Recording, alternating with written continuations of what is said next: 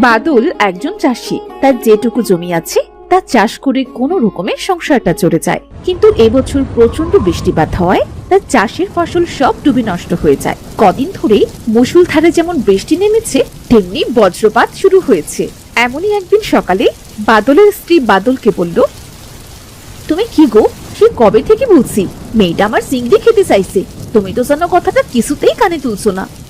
কানে তুলেও আর কি বা করবো গিন্নি, বলো। চিংড়ি মাছের যে দাম আর আমাদের যে অবস্থা, চিংড়ি খাওয়া মানে স্বপ্ন দেখা। তবু চেষ্টা করতে তো পারো একবার, নাকি? মেয়েটা আমার রাতে না খেয়ে ঘুমিয়েছে। আচ্ছা, বৃষ্টিটা একটু কমুক, তারপর নদীতে গিয়ে দেখি কোনো চিংড়ি পাই কিনা। কিছু সময় পর বৃষ্টি কম হলে বাদল তার স্ত্রীকে ডেকে বলল, গিন্নি, ও গিন্নি, ঘর থেকে জালটা এনে দাও দেখি। বাইরে বৃষ্টিটা তো কমলো, এইবার নদী থেকে ঘুরে আসি। এই নাও তোমার জাল, তুমি ফিরে এলেই দুপুরে রান্নাটা বসাবো, বুঝলে? যদি কিছু চিংড়ি পাও তবে আর চিংড়ি মাছের বড়া তুলবো, আর সাথে খিচুড়ি। আচ্ছা আচ্ছা, বেশ।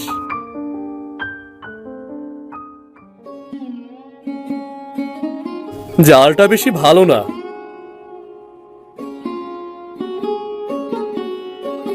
জালটা বরং এখানেই ফেলি। বাদল বেশ কিছু সময় নদীতে জাল ফেললো, কিন্তু তার জালে কোনো মাছ উঠল না।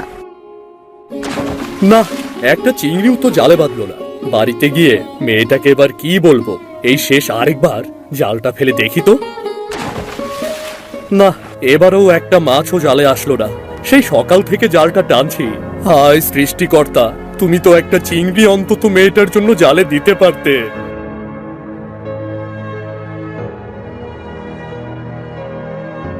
বাদল নিরাশ হয়ে বাড়ি ফিরে এলো। কি গো, ফিরলে বুঝি? কই চিংড়ি কই?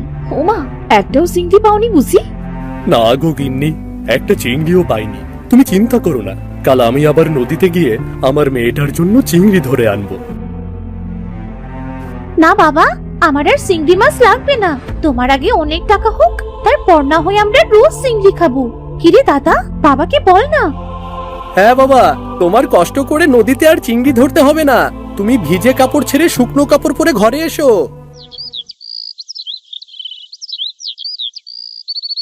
পরদিন মায়া তার ভাই রাজুকে গিয়ে বলল, কিরে দাদা, বই পড়ছিস বুঝি? হ্যাঁ রে বোন, আয় বস এখানে। দাদা জানিস, আমার না আজ আবারও চিংড়ি খেতে খুব ইচ্ছে হচ্ছে।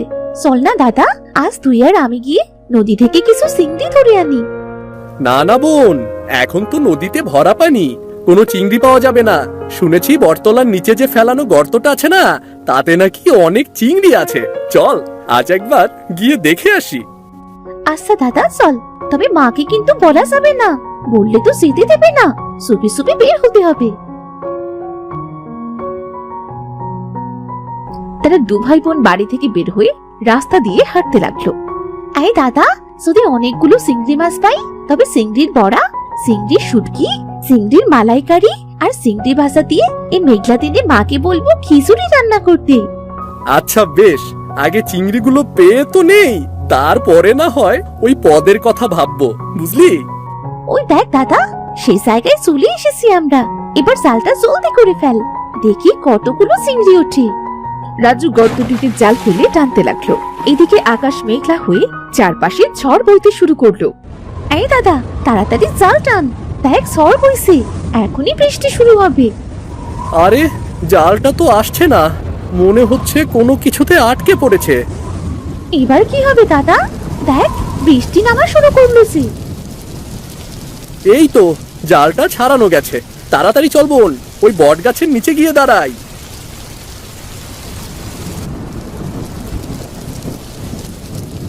ও মা দাদা, দেখ কতগুলো চিংড়ি বেঁধেছে। চিংড়ির কথা পরে ভাববি, আগে চল এখান থেকে। এই দাদা, আমার না খুব ভয় করছে রে। এবার বাড়ি ফিরবো কি করে? চারপাশে অন্ধকার হয়ে এলো। এমনি শুনেছি বটগাছে নাকি উনারা থাকে, যদি সত্যি সত্যি এবার নেমে আসে। ওনারা মানে ভূতের কথা বলছিস নাকি? হ্যাঁ দাদা, ওদের নাম নিস না, শুনেছি নাম নিলে নাকি ওনারা সামনাসামনি চলে আসে। আরে ধুর পাগলি, কে বলেছে তোকে এসব কথা? আমাদের কিচ্ছু হবে না। এই তোরা কারা রে? এই ঝড় বৃষ্টির মধ্যে গাছতলায় কি করিস? তোদের কি মৃত্যুর ভয় নেই নাকি রে? দেখ দাদা, ভূত! এবার কি হবে দাদা? আমরা একটা দৌড় দিই। না না, ভূত তো আমাদের থেকেও বেশি দৌড়তে পারে। এবার আমাদের ঘাড় মটকাবে। এই তুই থাম তো, এত ভয় পেতে নেই। কে তুমি? সামনে এসো। আসলে আমরা মাছ ধরতে এসে বৃষ্টিতে আটকে পড়েছি। ও বুঝলাম, তবে তোরা কি আমায় একটু সাহায্য করতে পারবি? তুমি আগে সামনে এসো তো, তারপরেই না হয় সাহায্যের কথা ভাববো। তোরা আমায় চিনবি না। ওই দূরে দেখছিস না, ওটাই আমার বাড়ি। আসলে এই ঝড় বৃষ্টিতে আমার ঘরটা ভেঙে পড়েছে। একটা মানুষ খুঁজছি ঘরটা ঠিক করাবার জন্যে, কিন্তু কাউকেই সে খুঁজে পাচ্ছি না। ওমা, ঠাকুমা তুমি? আমি তো খুব ভয় পেয়ে গিয়েছিলাম। তা এত ভয় পাওয়ার কি আছে? তোরা কি একটু যাবি আমার বাড়িতে? যদি একটু সাহায্য করতি তবে সে খুব উপকার হতো। আচ্ছা চলো ঠাকুমা, তোমার ঘরটা ঠিক করে তবেই বাড়ি ফিরবো। আচ্ছা ঠিক আছে, তাহলে আয় আমার পিছু পিছু। দাদা, এই বুড়িটাকে আমার সুবিধের মনে হচ্ছে না। যদি ডেকে নিয়ে আমাদের সব মাছ খেয়ে খাড় মটকে দেয়, তখন কি হবে রে? আরে না, কিচ্ছু হবে না, চুপচাপ হেঁটে চল। তাছাড়া বৃষ্টিতে এভাবে ভেজার চেয়ে বুড়ির সাথে যাওয়াই ঠিক, বুঝেছিস? এই দেখ, এইটাই আমার বাড়ি। ওই চাল ফুটো হয়ে ঘরের ভেতর পানি পড়ে। শান্তিতে একটু ঘরেও থাকতে পারি না। চালের উপরে উঠে চালটা একটু ঠিক করে দিবি? হ্যাঁ ঠাকুমা, দাঁড়াও, আমি এক্ষুনি তোমার ঘরের চাল ঠিক করে দিচ্ছি। ঠাকুমা, এবার দেখো তো তোমার ঘরে জল পড়ে কিনা। একদম ঠিক আছে, আর কোনো পানি পড়ছে না। এবার নেমে আয় রে, খুব বড় উপকার করলি বাসা। আয় ঘরে আয়। দাদা, বৃষ্টি তো এখনো থামছে না। বাইরে খুব বৃষ্টি আর বজ্রপাতও হচ্ছে। এবার কি করে বাড়ি ফিরবো? এই ঝড় বৃষ্টির ভেতরে বাড়ি যাবে কিভাবে? বৃষ্টি থামলে তবেই বাড়ি ফিরিস। তোদের দুজনার মতো আমারও নাতি নাতনি আছে। ওরা তো আমার কাছে থাকে না, অনেক দূরে থাকে। তবে ওরা মাঝে মাঝে বেড়াতে আসে। ও বুঝলাম এবার। আচ্ছা ঠাকুমা, তুমি কি বাড়িতে একাই থাকো নাকি? একা নয় তো আমার সাথে কে থাকবে শুনি? আপন বলতে যে আমার কেউ নেই। তোমার একা থাকতে ভয় করে না? ভয়? ভয় আবার কিসে? আমার ওসব ভয় টয় করে না। সারাদিন ধরে তোদের সাথে জমিয়ে গল্প করবো ক্ষণ। ঠাকুমা, জালটা তবে এখানে রাখলাম গো। যা রেখে যা, আর আমিও আমার হাতের কাজটা সেরে নিই।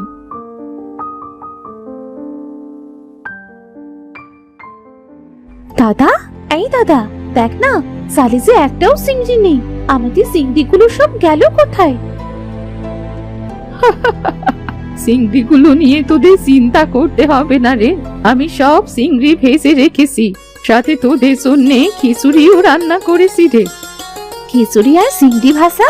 ইস, আমার তো জিভে এখনই জল চলে এসেছে। এত কিছু তুমি কখন করলে গো ঠাকুমা?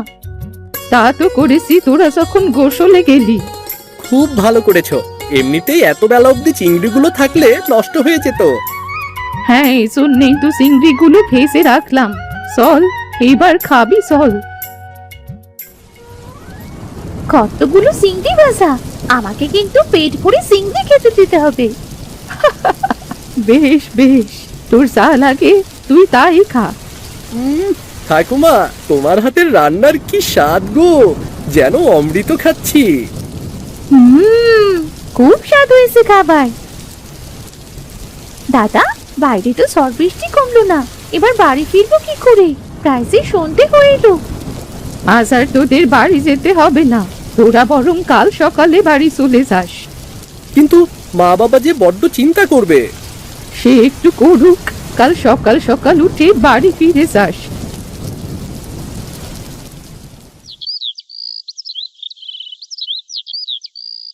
পরদিন সকালে মায়া ও রাজু ঘুম থেকে উঠে বাইরে বেরিয়ে এলো। তোদের ঘুম ভাঙলো বুঝি? হ্যাঁ ঠাকুমা, আজ আমরা আসি গো, অন্যদিন আবার দেখা হবে।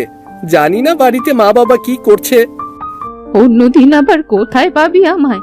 আমি কি আর এক জায়গায় থাকি? এটা তো তোমারই বাড়ি বুড়িমা, তুমি তো এখানেই থাকো। না না, আসলে কাল আমি তোদের মিথ্যে বলেছিলাম। তোরা যদি আমায় ভয় পাস, এই জন্যে।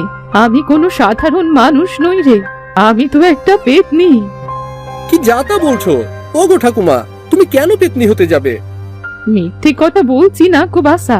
আমি আমার রূপে ফিরলে তোরা আবার ভয় পাবি না তো? তুমি তো অনেক ভালো ঠাকুমা, তোমায় দেখে ভয় পাবো কেন?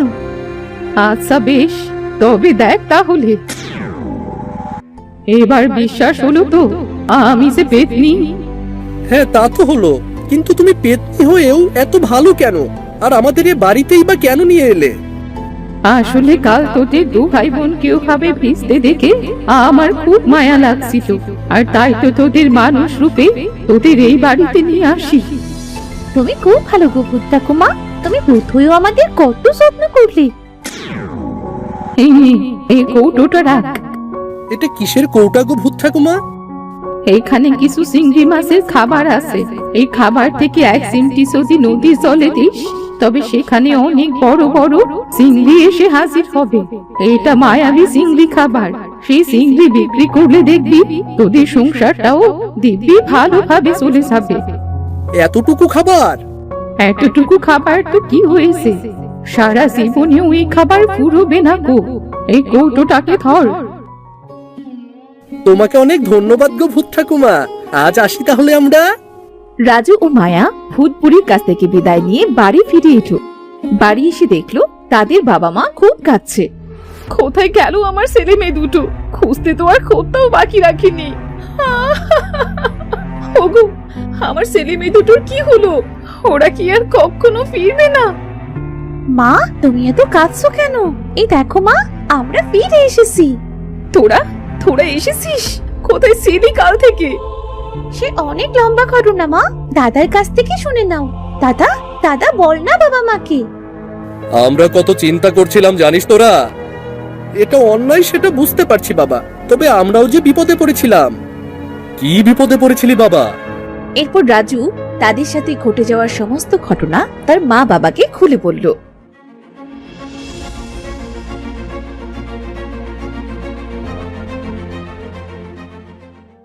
ইস, যদি তোদের কিছু হয়েছে তো তাহলে কি করতাম আমরা?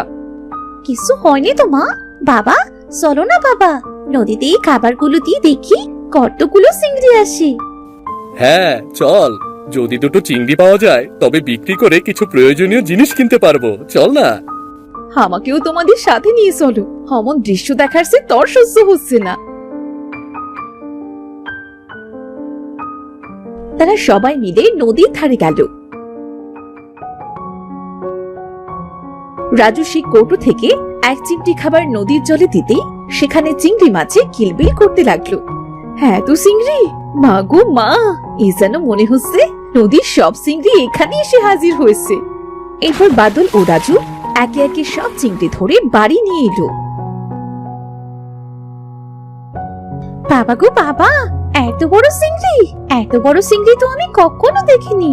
মা শোনো, আজ কিন্তু এই চিংড়ি ভর্তা, চিংড়ি ভাজি, চিংড়ির মালাইকারি করবে। আমি এখন থেকে রোজ চিংড়ি খাবো মা। খাদক একটা। আচ্ছা শোন, আজকের চিংড়ি সব তোর, তুই যত খেতে পারিস। তুই খেয়ে থাকলে তবেই হাটে নিয়ে যাব, বুঝলি? কি মজা, কি মজা, মায়া খাবে সবগুলো চিংড়ি ভাজা।